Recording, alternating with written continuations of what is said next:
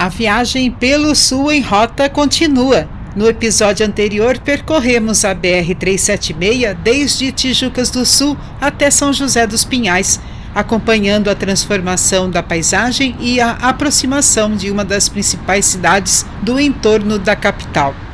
No mapa, podemos acompanhar o trajeto desta etapa. Partindo dos limites entre São José dos Pinhais e Curitiba, cruzaremos diferentes bairros curitibanos até chegarmos ao Parque Barigui, um dos espaços públicos mais tradicionais e visitados da cidade. À nossa esquerda surge o Portal de São José dos Pinhais, inaugurado em 1995.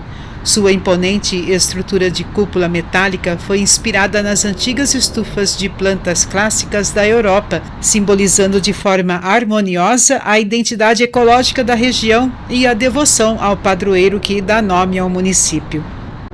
Poucos metros adiante, cruzaremos a ponte sobre o Rio Iguaçu, que marca a divisa natural entre São José dos Pinhais e Curitiba. Às margens do rio encontram-se importantes áreas de lazer e preservação ambiental. À esquerda está o Parque São José, pertencente ao município de São José dos Pinhais. À direita, já em Curitiba, destaca-se o Parque da Imigração Japonesa, vizinho ao Memorial do Rio Iguaçu. Juntos, esses espaços valorizam a história da ocupação da região, preservam a mata ciliar do Rio Iguaçu e oferecem à população áreas dedicadas ao lazer, ao esporte e ao contato com a natureza. É justamente sobre essa ponte que deixamos oficialmente São José dos Pinhais para ingressar em Curitiba, marcando nossa entrada oficial e o início da travessia pela capital paranaense. Eu sou a Denise e ao meu lado, no comando sobre 4 rodas, está o Brito. Então acomode-se, aproveite a paisagem e venha viajar conosco por mais um capítulo por Curitiba e os cenários que fazem desta cidade uma das mais importantes do sul do Brasil.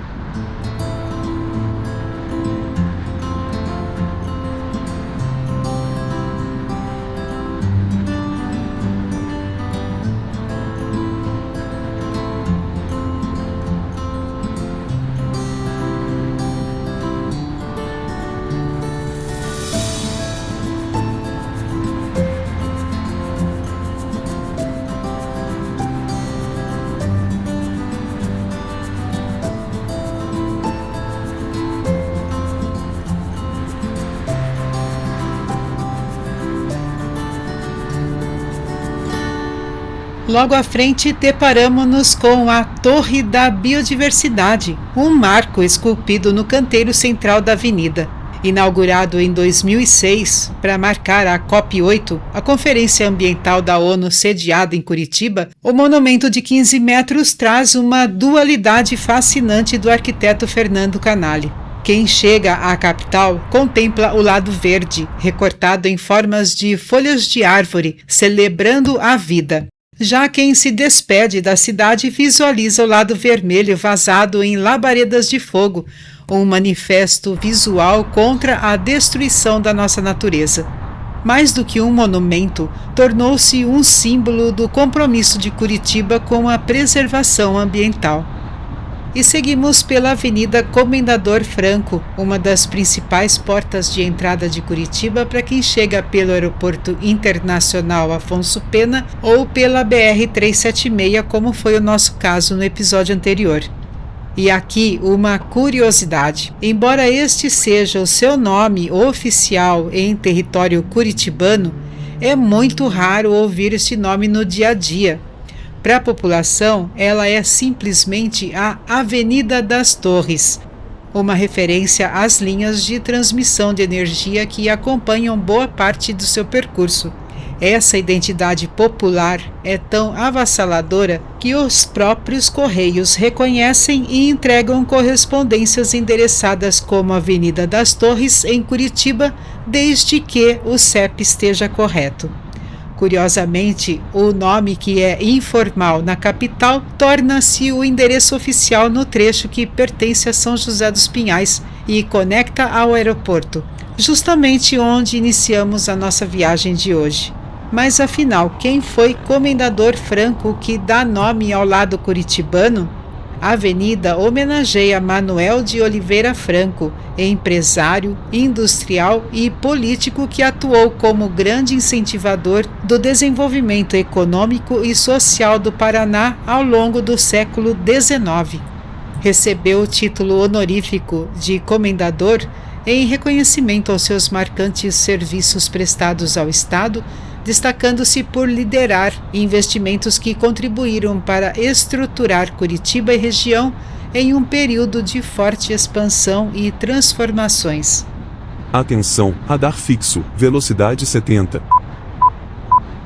Ao longo das últimas décadas, a Avenida Comendador Franco consolidou-se como um dos principais eixos viários da capital paranaense. Além de facilitar o acesso ao aeroporto, ela integra importantes bairros da cidade e conecta diversas vias estruturais, tornando-se essencial para o deslocamento diário de moradores e visitantes.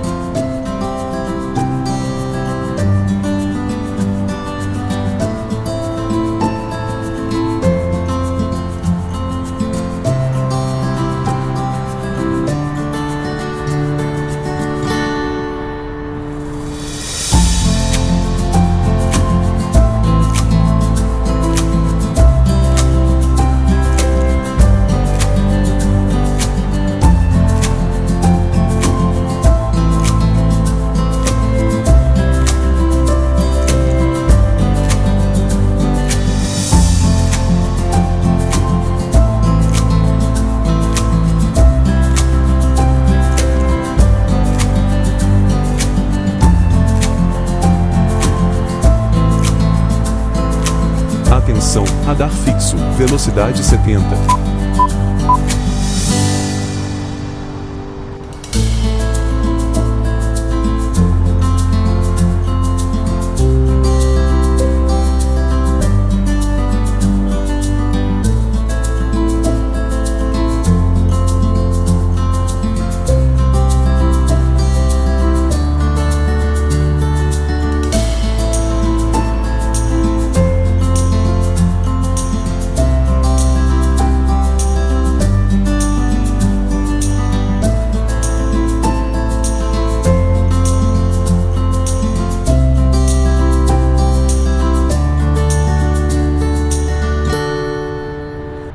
À nossa frente começa a surgir um dos marcos da engenharia viária de Curitiba, o Viaduto Estaiado.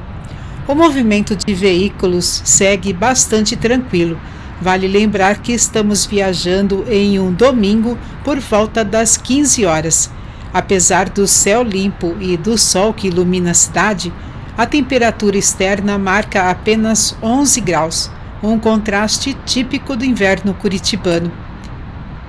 E enquanto seguimos pela, Avenida das Torres, este é um bom momento para entendermos um pouco da dinâmica da capital paranaense, que atualmente é a cidade mais populosa da região sul do Brasil.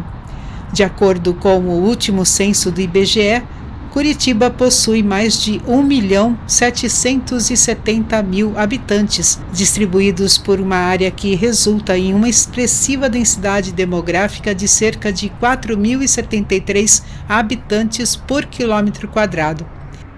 Quem nasce aqui é chamado de curitibano. A toponímia de Curitiba tem origem na língua indígena Tupi-Guarani, ou mais especificamente na língua geral paulista derivada do Tupi. O nome resulta na junção de curi, que significa pinhão ou pinheiro, e tiba, que significa grande quantidade, abundância ou ajuntamento. O significado pode ser traduzido como pinheiral ou lugar de muitos pinhões, numa referência às extensas florestas de araucárias que dominavam esta região. A história oficial da cidade começa no século XVII, com o ciclo do ouro e a chegada dos bandeirantes. Em 29 de março de 1693, o capitão povoador Mateus Martins Leme, ao coroar os apelos de paz, quietação e bem comum do povo, promoveu a primeira eleição para a Câmara de Vereadores e a instalação da vila, como exigiam as ordenações portuguesas. Estava fundada a Vila de Nossa Senhora da Luz dos Pinhais. Atenção, radar fixo, velocidade 70. A mudança do nome da vila e da rotina do povoado veio em 1721, com a visita do ouvidor Rafael Pires Pardinho. Ele foi, provavelmente, a primeira autoridade a se preocupar com o meio ambiente da cidade, iniciando uma tradição pela qual Curitiba hoje é reconhecida internacionalmente. Já naquela época, o ouvidor determinou regras para preservar a natureza, disciplinar a ocupação urbana e organizar o crescimento da vila. Medidas consideradas pioneiras para o planejamento urbano e para a preservação ambiental, em uma época em que poucas vilas brasileiras possuíam qualquer tipo de regulamentação semelhante. Atenção, radar fixo, velocidade 70. Esquecida pelos governantes da capitania de São Paulo, Curitiba passou por um período de extrema pobreza. A prosperidade só viria a partir de 1812 com o tropeirismo. Ponto estratégico do caminho do Viamão a São Paulo e as Minas Gerais, o povoado viu crescer o comércio com as passagens dos tropeiros. O aluguel de fazendas para as invernadas transferia os habitantes do campo para o povoado. Surgiram lojas, armazéns e escritórios de negócios ligados ao transporte de gado. Junto com o desenvolvimento em 1853, foi conquistada a emancipação do Paraná e Curitiba se tornou a capital, dona do seu destino.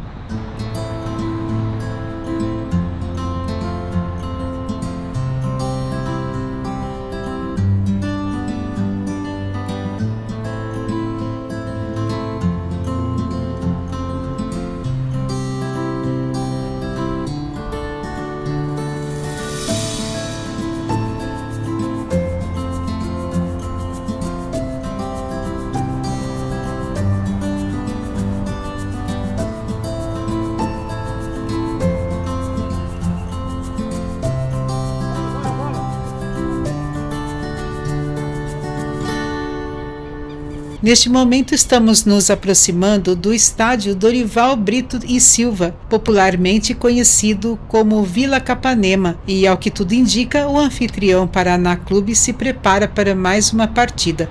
O estádio, inaugurado em 1947, foi um dos palcos oficiais da Copa do Mundo de 1950 e tem capacidade para 20 mil torcedores.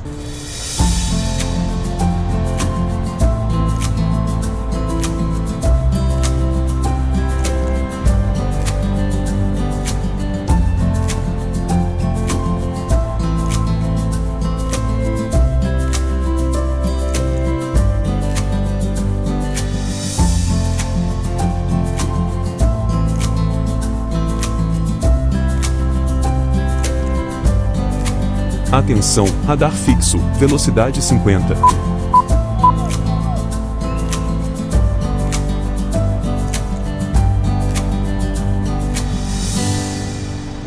Embora tenha sido fundada por portugueses e paulistas, a verdadeira transformação cultural e demográfica de Curitiba começou a partir do século XIX, com a chegada das grandes correntes migratórias europeias que moldaram o rosto da cidade. Os pioneiros dessa nova fase foram os alemães, que começaram a chegar em 1833, trazendo forte impulso para o comércio e a indústria metalmecânica.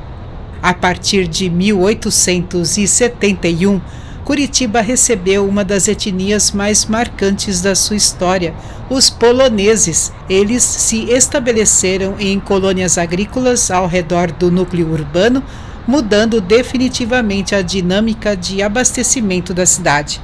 Unindo-se a estes, vieram os italianos a partir de 1875 e 20 anos depois foi a vez dos ucranianos. E no século XX, a expressiva imigração japonesa. Em homenagem a todas essas, hoje é possível encontrar parques, praças e monumentos espalhados por toda a cidade, celebrando essa rica herança.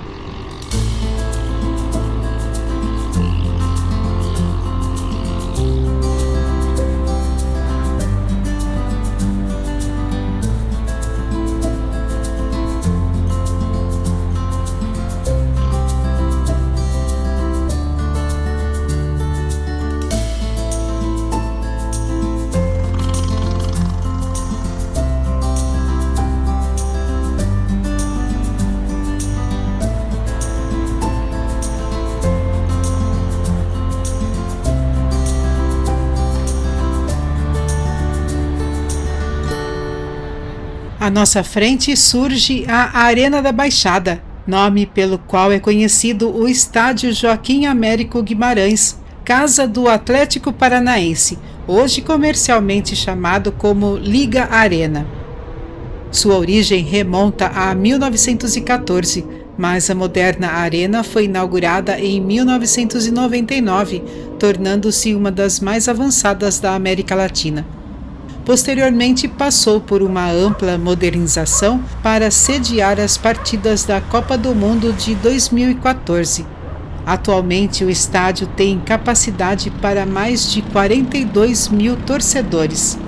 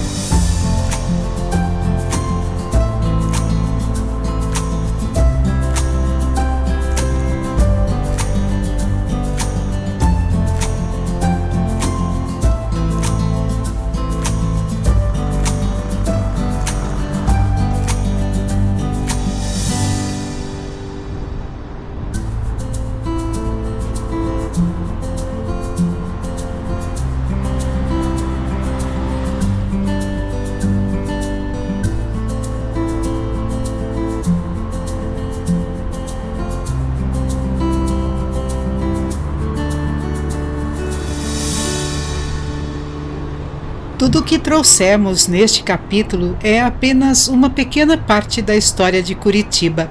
Ao longo dos próximos quilômetros conheceremos seus bairros, seus parques, seus monumentos e as curiosidades que fizeram da capital paranaense uma referência nacional em planejamento urbano e qualidade de vida. Por enquanto, convidamos você a apreciar conosco o traçado das avenidas, a organização e a limpeza que caracterizam a cidade, enquanto seguimos rumo ao Parque Barigui.